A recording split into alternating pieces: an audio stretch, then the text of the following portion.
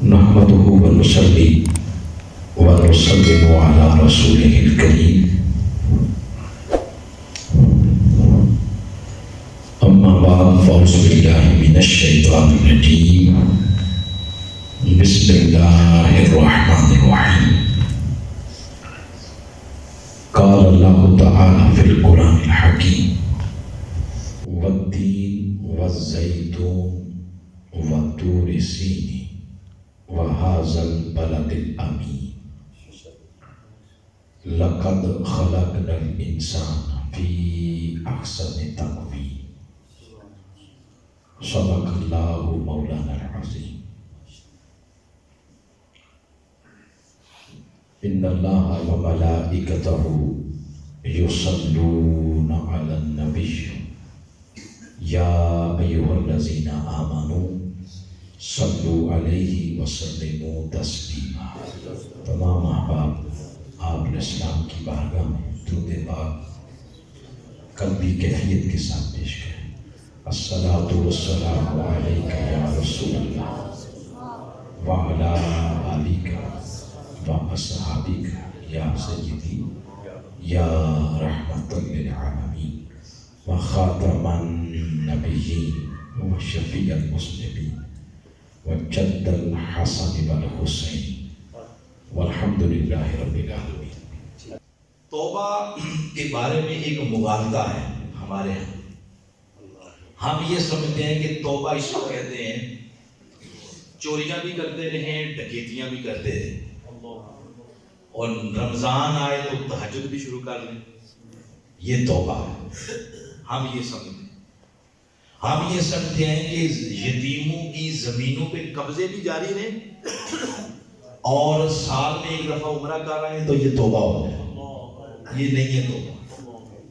ہم یہ سمجھتے ہیں کہ شیطان بھی راضی رہے اور رحمان بھی راضی ہو جائے. یہ توبہ نہیں ہے. اس کی بندگی کے ساتھ مذاق ہے. دو جگہ تو کیا ہوتا ہے؟ یہ جتنی آسانی سے یہ آپ نے کہا اتنا ہی آسان توبہ کی تعریف ہے. توبہ نام یعنی 100 سال بھی باتیں کرتے رہیں تو اس کا جواب یہی ہے جو اب میں کہنے لگا ہوں. سمپل سادے جملے ہیں, کوئی فلسفہ نہیں ہے, کوئی اس میں منطق نہیں. توبہ نام ہی سہتا ہے کہ گناہ چھوڑ دیا بس. یہ جو من میں اتر جائے تو یہ بہت بڑی بات ہے, نہ اترے تو اس کا کیا کہنا ہے. توبہ نام ہی شے کا کہ بندہ گناہ چھوڑ دے. بولے گناہ چھوڑنے کا نام کیا ہے؟ ورد وظیفے کا نہیں ہے نام.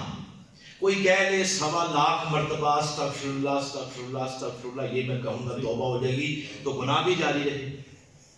یہ دیکھیں نا کہ دیوار ہے بنی ہوئی, اس کے اوپر آپ لکھ دیں کلمہ طیبہ لا الہ الا اللہ محمد رسول اللہ صلی اللہ علیہ وسلم, تو وہ دیوار مسلمان ہو جائے گی.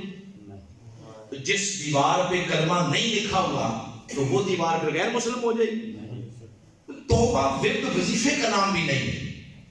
توبہ نام اس شے کا کہ گناہ چھوڑ دیا جائے, نافرمانی چھوڑ دی جائے.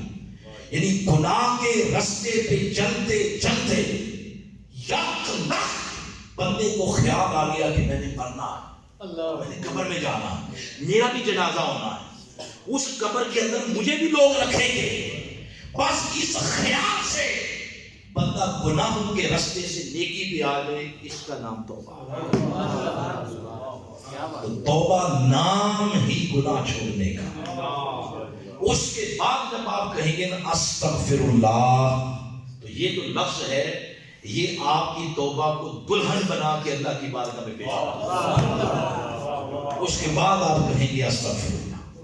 حضور شیخ الاسلام ڈاکٹر محمد طاہر القادری مقدس العالی, آپ نے اس پر ایک پوری کتاب لکھی ہے جس کا نام ہے توبہ استغفار. بڑی ضخیم کتاب ہے. اس میں پھر یہ ساری باتیں آپ پڑھ سکتے ہیں کہ حضرت ام المومنین حضرت عائشہ صدیقہ رضی اللہ تعالیٰ عنہ فرماتی ہیں آپ علیہ السلام ایک دن میں 70 مرتبہ توبہ کرتے تھے, استغفار کرتے تھے. دوسری حدیث میں ہے 100 مرتبہ. ابھی اس عظیم ہستی کی بات ہو رہی ہے جن کا مقام وہ نہیں ہے جہاں ہم بیٹھے ہیں. حضور کا مقام ماما پہلا آسمان نہیں, وہ بھی نیچے. دوسری دوسرا وہ بھی نیچے، ساتوں آسمان نیچے، حتیٰ کہ دھنا نیچے، تدگا نیچے، کانا کعبہ قوسین نیچے، او ادنا کیا گوچے کبرا پہ بٹھا کے حسن کے سارے پردے ہٹا کے جس مقام پہ اللہ اپنے محبوب کو اپنی زیارت کرواتا ہے، مصطفیٰ کا مقام وہ مقام، اس مقام پہ بیٹھنے والے نبی اگر ایک دن میں 100 مرتبہ استغفار کریں اور ہماری زبان کو 1 مرتبہ بھی توفیق نہ ہو تو پھر ہمیں اپنے ایمان کی پوزیشن پر غور کرنا چاہیے، ہم کس خاطر ہیں۔ تو بندے پر فرض ہے اور اس کی عبادت کا حق ہے کہ بندہ ایک ایک سانس کے ساتھ کہے کہ مولا مجھے معاف کر، ایک ایک سانس کے ساتھ بندہ استغفار کرے اور اللہ پاک سے اپنے گناہوں کی کیا مانگے، معافی مانگے۔ یہ پہلا طریقہ ہے کھوٹ دور کرنے کا، جس کا نام ہے توبہ، بولو توبہ۔ اب دوسرا طریقہ ہے صحبت۔ درمیان میں ایک بات بڑی لطیف ہے، بندے کو پتہ کیسے چلے گا کہ توبہ سے کھوٹ دور ہو گیا ہے یا نہیں؟ جبریل تو نہیں آئے گا، فرشتہ بھی نہیں آئے گا اس کے پاس، تو پتہ کیسے چلے گا؟ امام غزالی نے اس پہ لکھا ہے کیمیہ ثابت کے اندر، احیاء العلوم کے اندر بہت کچھ لکھا ہے، اس پر انہوں نے ایک بات یہ لکھی ہے، اگر تو توبہ قبول ہو گئی تو جو آپ کے خواب ہیں ان کا سینیریو بدل جائے گا، وہ اچھے خواب آئیں گے، ہو سکتا ہے کسی خوش نصیب کو سرکار غوث پاک کی زیارت ہو، پھر اپنے مرشد کی خوابیں آنا شروع ہو جائیں گی، زیارت ہونا شروع ہوگی، اپنے شیخ کی، والدین کی، صاف نیلا آسمان نظر دیکھتے ہیں، گلاب کے پھول، اپنے آپ کو قرآن پڑھتا ہوا، اپنے آپ کو کسی کی مدد کرتے ہوئے، نماز پڑھتے ہوئے مدینہ پاک کا سفر کر رہے ہیں، کسی کو حضور کی زیارت ہو گئی۔ اگر سینیریو یہ ہو گیا تو مطلب یہ ہے کہ توبہ سے کام ہو گیا، فلزم، اب اپنی توبہ پر پکے رہو، مضبوط ہو جاؤ۔ اور اگر توبہ سے کام نہ ہوا، جیسے آپ کسی کو واٹس ایپ پہ میسج کرتے ہیں نا، تو پھر اگلا بندہ آپ کو جواباً کچھ نہ کچھ تو کہتا ہے نا، ہاں یا نہ تو کہے گا۔ آپ نے کہا مولا معاف کر، تو اگر اس نے نہ کیا تو وہ آپ کو جواب دے گا ڈراؤنی خوابوں کے ذریعے، اگر اس نے کر دیا تو وہ آپ کو جواب دے گا اچھے خوابوں کے ذریعے۔ تو اگر خواب آئی ڈراؤنی، اس کا کبھی قطعاً یہ مطلب نہیں ہے کہ تعویذ داغے لینے کے لیے دوڑ پڑے آپ، اس کا مطلب یہ ہے کہ قدرت آپ کی انگلی پکڑ کے آپ کو چلانا چاہ رہی ہے، قدرت آپ کو بجا رہی ہے، نادہ انسان تو نے مجھے کہا کہ مولا معاف کر، تیری توبہ کے اندر پاور نہیں ہے، کیوں؟ تو توبہ تو کرتا ہے مگر بروں کی صحبت نہیں چھوڑتا۔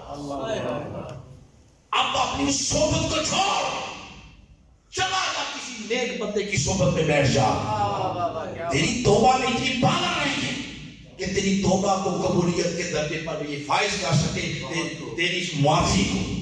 اب اپنی صحبت کو بدل، کسی مردے کے اندر کی صحبت میں جا، وہ ایک نظر کرے گا تو جو توبہ سے کام نہیں ہوا وہ مردے کلندر کی ایک نظر کے ساتھ ہو جائے گا۔ کسی نیک بندے کی صحبت میں جا کے بیٹھ، تو تیری صحبت صحیح نہیں، تو بروں کی صحبت میں بیٹھا، ادھر توبہ بھی کرتا ہے جا کے ساتھ زانیوں کے پاس بیٹھتا ہے، ادھر توبہ کرتا ہے یارانے سارے ڈاکوؤں کے ساتھ، چوروں کے ساتھ، پرموٹ ان کو کرتا ہے اور کرتا میری بارگاہ میں آ کے توبہ ہے۔ تیری صحبت صحیح نہیں، اپنی صحبت بدل، تو وہ کھوٹ جو 70 سال دور نہیں ہوا توبہ کرنے سے، وہ نیک صحبت سے دور ہوتا ہے۔ بولو کس سے دور ہوتا ہے؟ نیک صحبت سے۔ اب نیک صحبت سے کیسے بدل، حقیقت ہی بدل جاتی ہے۔ اس میں اگر آپ پڑھنا چاہیں، ٹھوس چیز آپ کو سنا رہا ہوں، ایک بڑی کمال کی دلیل، سورۃ الکہف۔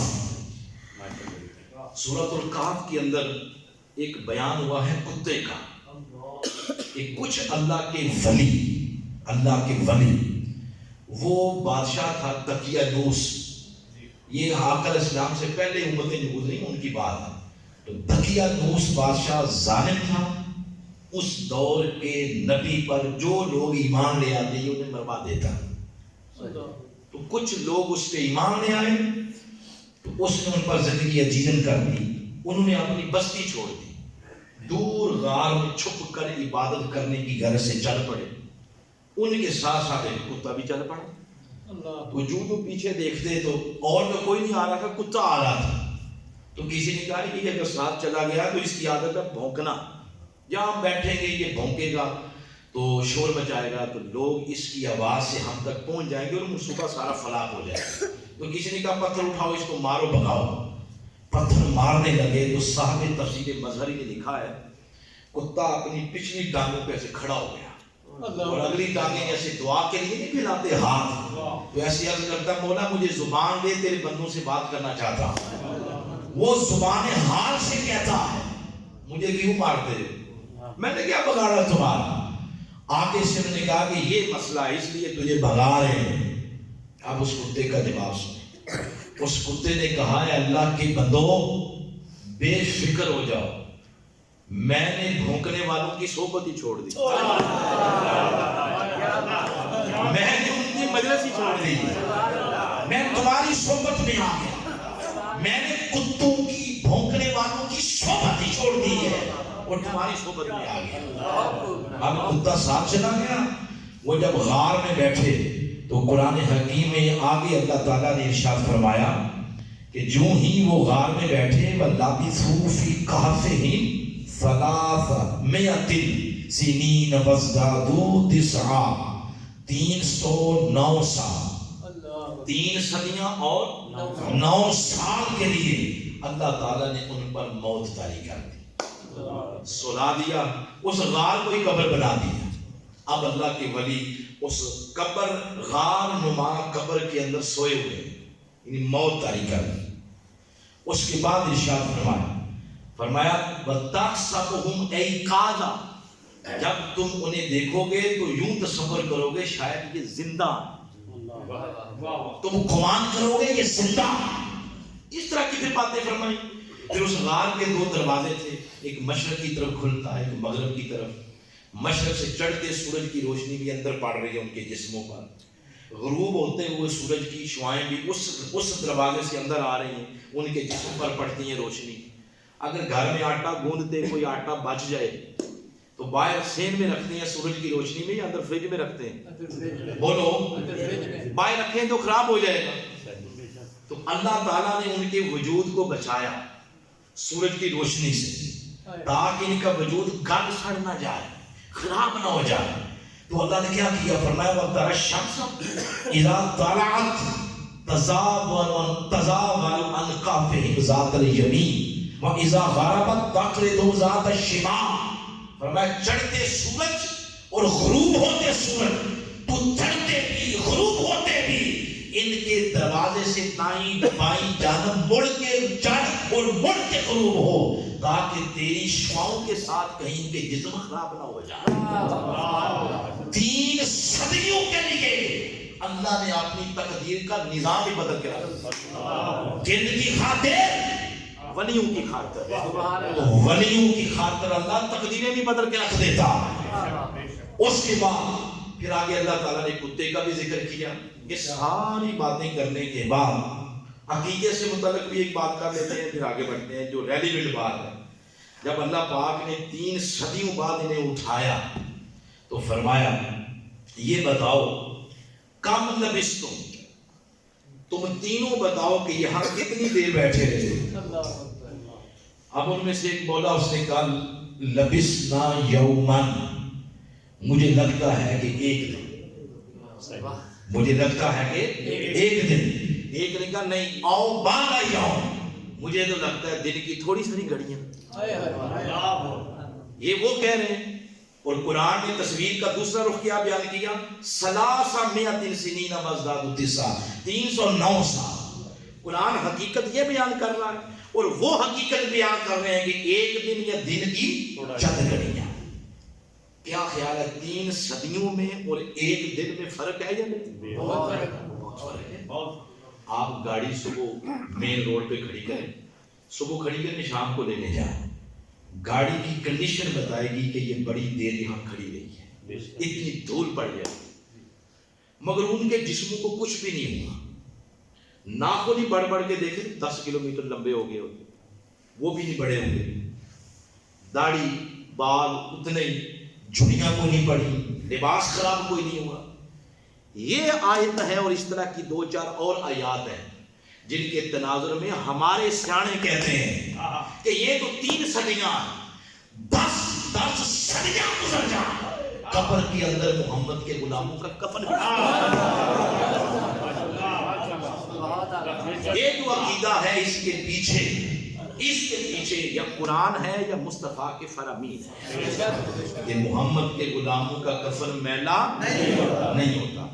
اب اس کے بعد یہ بات بیان کرنے کے بعد اب آج ریلیونٹ بات لے لیتے ہیں، بات ختم بھی کرنی ہے، 9:15 تو ہو گئے۔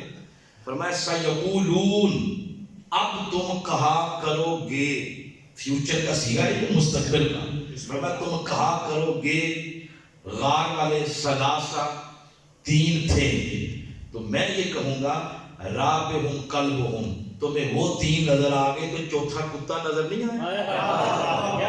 وَيَقُولُونَ خَمْسَ، کچھ کہیں گے 5، تو میں کہوں گا نہیں سادسہم کلبہم، بابا چھٹا کتا بھی ہے، کچھ کہیں گے وَيَقُولُونَ سَبْعَ 7، تو میں کہوں گا ثامنہم کلبہم، 8واں کتا بھی ہے۔ 3 مقام پہ اللہ نے ولیوں کی گنتی کی، ولیوں کو کہا 3، کتے کو کہہ دیا 4، ولیوں کو اگر کہا 5 تو کتے کا نمبر 6، اگر ولیوں کو کہا 7 تو کتے کا نمبر 8۔ یہ جو کتا ہے یہ نرا نجس ہے، نرا پلید ہے، اپنے موضوع سے ریلیونٹ ترجمہ کریں تو نرئی کھوٹ، بولیں نرئی کھوٹ، مگر یہ کھوٹ بیٹھ گیا جا کے سونا صفت لوگوں کی صحبت میں، ان سونے والوں کی صحبت میں بیٹھا تو جہاں اللہ نے سونا صفت انسانوں کا ذکر کیا، ان کے ساتھ اس کھوٹ کا ذکر کیا۔ کیوں؟ فرمایا اس لیے کہ یہ باقی صحبتوں کو، دنیا کو چھوڑ کے یہ سونا صفت انسانوں کی صحبت میں بیٹھ گیا، اس صحبت سے حکم ہی بدل جاتا ہے، جو حکم ان پہ لگے گا وہی حکم ان کی صحبت میں بیٹھے ہوئے کتے پہ بھی لگایا جا رہا ہے۔ بلکہ کچھ علماء نے یہ لکھا ہے قیامت کے دن اللہ اس کو انسانی لباس پہ لا کے اس کو جنت میں داخل کرتا ہے۔ تو بتائیں صحبت سے کام ہوا یا نہیں ہوا؟ جو توبہ سے نہیں ہوتا وہ صحبت سے ہوتا ہے۔ اب اس سے یہ پتا چلا کہ توبہ کا مقام نیچے ہے، صحبت کا مقام اوپر ہے۔ ایک بندہ یہ 7 مسجد کے گھر ہے، میں سمجھانے کے لیے بات کر رہا ہوں، مجھے کوئی نہیں پتا کس کا گھر ہے۔ ایک بندہ 7 مسجد کے گھر ہے، ادھر اکیلا تسبیح پہ بیٹھ کے پڑھ رہا ہے استغفر اللہ استغفر اللہ استغفر اللہ۔ آپ آ کے بیٹھے ہیں مسجد میں، صحبت میں، اس صحبت کا درجہ اس کی استغفار سے کئی گنا اعلیٰ، اس لیے اس کو حفظ مراتب کے اعتبار سے بیان کیا کہ دوسرے نمبر میں۔ تو صحبت سے کھوٹ دور ہوتا ہے، بولیں صحبت سے کھوٹ دور ہوتا ہے۔ اس پر ایک اور دلیل پڑھیں، کبھی سورہ زخرف پڑھیں، اس کا نمبر ہے 43، سورہ زخرف، اس کی آیت نمبر ہے 67-68۔ یہ 2-3 آیات ہیں، اس کے اندر اللہ تعالیٰ نے اب قیامت کی بات کی ہے۔ فرمایا یہ تو ساری بات تم نے دنیا کی سن لی ہے، اب آؤ ذرا قیامت کی بھی سن لو۔ فرمایا جب قیامت کا دن ہوگا، اللہ خلاء یومئذ بعضهم لبعض عدو الا المتقین، سب رشتے ٹوٹ جائیں گے، کوئی کسی کے کام نہیں آئے گا۔ اگر کام کوئی رشتہ آئے گا تو وہ متقین کا، ولیوں کا رشتہ ہے۔ پھر اللہ فرماتا ہے میں ان ولیوں سے فرماؤں گا یا عباد، اے میرے بندو، اے میرے بندو۔ ویسے ہم سارے کس کے بندے ہیں؟ بولو اللہ کے۔ آپ سارے کہتے رہے ہم اے اللہ تیرے بندے، ہم تیرے بندے۔ اس لفظ کے اندر اتنا نشہ نہیں ہے جتنا نشہ اس میں ہے کہ مالک یہ کہے کہ اے میرے بندے، وہ کہے گا میرے بندوں، اس طرح مخاطب کرے گا۔ اور آگے آیت نمبر 70 میں فرمایا کہ جنتوں کے دروازے کھول دیے گئے ہیں، ادخلوا الجنہ انتم، جنت میں داخل ہو جاؤ، وازواجکم، اور اپنی ازواج کو بھی لے جاؤ، ازواجکم بولے، ازواجکم بولے، اس کا معروف ترجمہ یہی ہے کہ اپنی بیویوں کو لے جاؤ، وہ ترجمہ بھی ٹھیک ہے، بیویوں کو، یہ جنتی رشتہ ہے، میاں بیوی کا رشتہ جنتی ہے، یہ جنت سے ہی آیا ہے اور جنت میں ہی جائے گا، وہ بھی ترجمہ صحیح ہے، مگر اس مقام پہ کبھی میرے شیخ کو پڑھے تو حضور شیخ الاسلام نے اس مقام پر ترجمہ بیویاں نہیں کیا، آپ نے اس مقام پر ترجمہ کیا ہے جوڑا، جوڑ، اور دلیل دی ہے سورہ یاسین کی آیت نمبر 36، سبحان اللہ خالق الازواج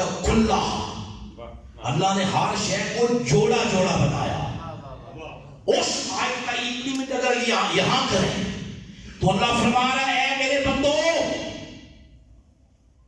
اے داندار گولڑا، اے پیر جماعت علی شاہ، اے بابا بلے شاہ، اے داندار کی جمیری، اے خواجہ معین الدین چشتی اجمیری، اے بائی جی، اے بائی جی، اے حضرت خواجہ نظام الدین اولیاء، اے سیال والے بابا، اولیاء کرام کو مخاطب کرے گا اللہ، اے میرے بندو، اے طاہر علاؤدین گیلانی، اے طاہر القادری، اے میاں محمد بخش، اے تبریہ والے سردار، اے بریدہ شریف والے بزرگ، آج تم بھی جنت میں داخل ہو جاؤ، وَأَزْوَاجُکُمْ، اور جو تمہارے ساتھ جڑ کے تھے آج ان کو بھی پکڑ کے جنت میں لے جاؤ۔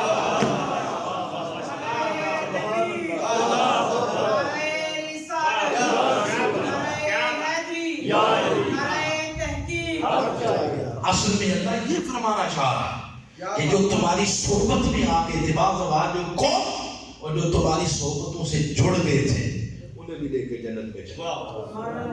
تو آپ دیکھ رہے ہیں قیامت کے روز بھی فیصلے صحبت بھی کیے جا رہے ہیں۔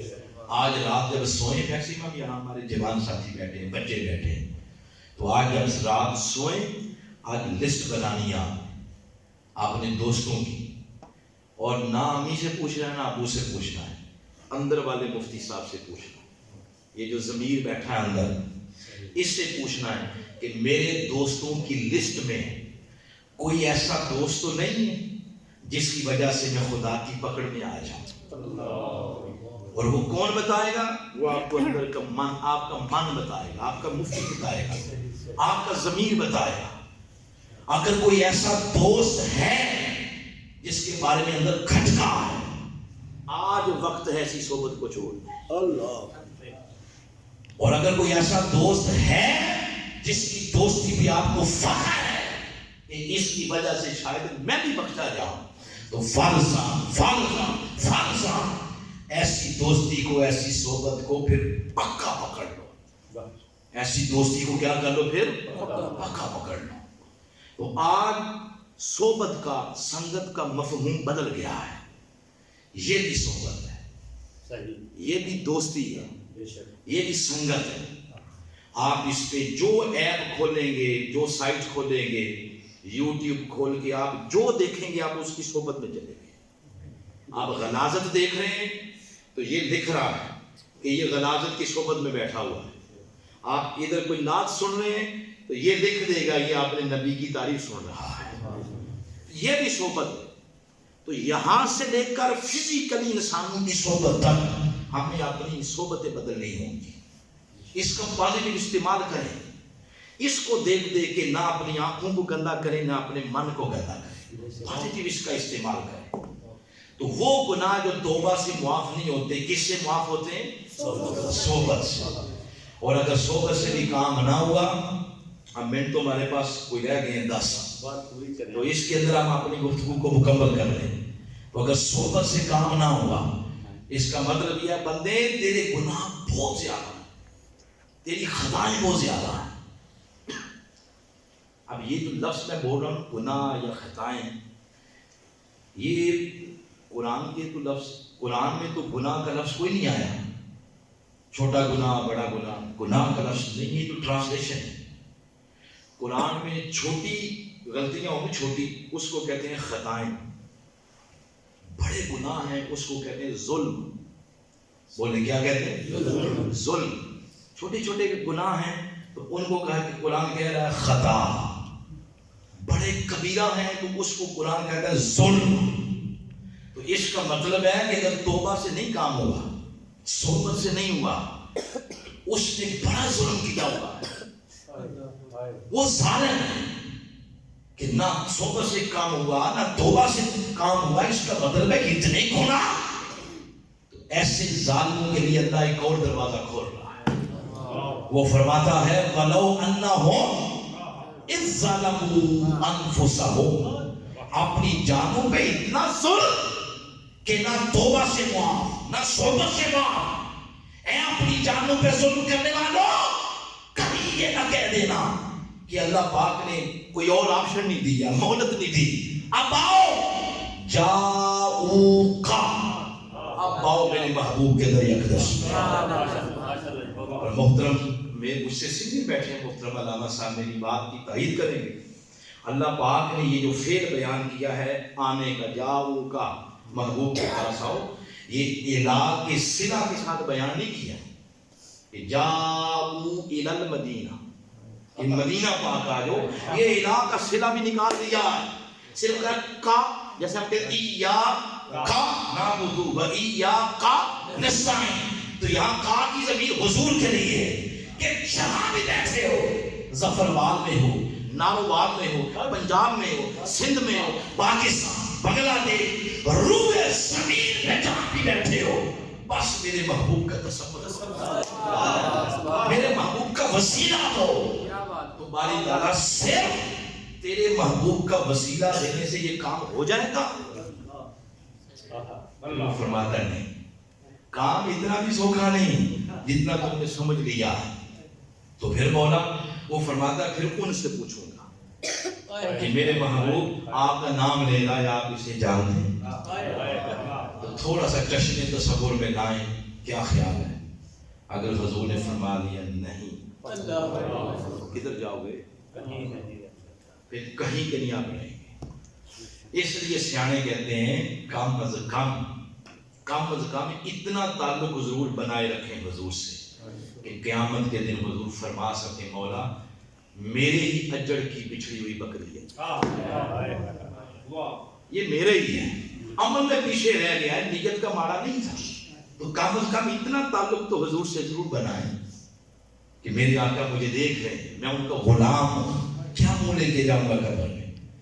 تو اس مقام پہ پھر اللہ امید دلاتا ہے، فرماتا ہے جن کا وسیلہ دے رہے ہو وَأَمَّا السَّائِلَ فَلَا تَنْهَرْ، یہ وہ در ہے جس در سے منگتے خالی نہیں جاتا، ایک لفظ نہیں ہے جو ان کی زبان پہ نہیں ہے۔ فرمایا ان کا وسیلہ دینے والے، وسیلہ ان کا ملا، تو فرمایا جا، پھر کیا اللہ فرما رہا ہے؟ فرمایا جب تم ان کا وسیلہ دو گے لَوَجَدُ اللَّهَ، اب اس میں بے شمار تاکیدات ہیں، 3 تاکیدات ہیں۔ تاکید کا معنی اگر اردو میں کریں سوکھا تو وہ ہوگا ضرور ضرور ضرور، کتنے ضرور آ گئے؟ پھر بولے ذرا، ضرور ضرور ضرور، 3 تاکیدات کے ساتھ فرمایا میرے حبیب کا وسیلہ دینے والے ضرور ضرور ضرور تو رب کو تواب بھی پائے گا، رحیم بھی پائے گا۔ مولا عرض کرتا مولا میں صرف توبہ ڈھونڈتا تھا، تو نے دونوں چیزیں دے دی۔ اس نے کہا تیرا نہیں، تیرا سائمن ابو مار، تو نے نام کن کا لیا؟ میرے محبوب کا۔ آدم علیہ السلام 300 سال استغفار کرتے رہے مگر آگے سے رسپانس نہیں ملا۔ 300 سال بعد جب آدم علیہ السلام نے یہ لفظ بولا اللہم اغفر لی بجاہ محمد، مولا اپنے محبوب کے صدقے ہی معاف کر دے، تو رب نے فرمایا کیا کہا؟ کیف عرفت محمد، آدم تو میرے محبوب کو کیسے جانتا؟